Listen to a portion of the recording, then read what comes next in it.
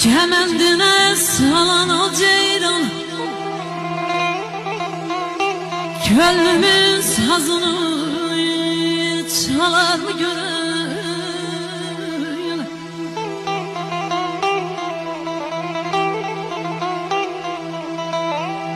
Yetirem olaydı derdimi yâre, sağalmır hicranın vurduğu yürek.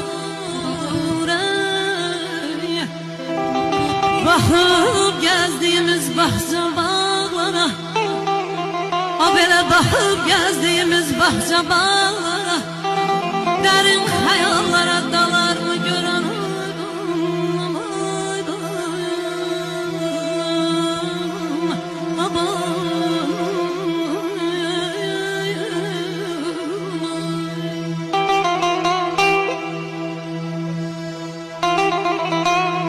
Sağ olun hanım, sesiniz var olsun.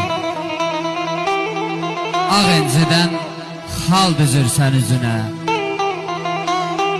göz yaşların yanağına axanda. Sen yazırsan gözlerinle gözüme, dəftərini mənə sarı baxanda. Kövrəhin ürəyimi əstirir, gedəcəksən bu hal ilə hara yar.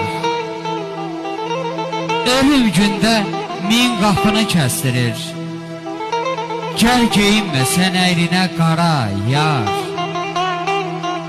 Çox ağlama, gülünc olmayak ya da,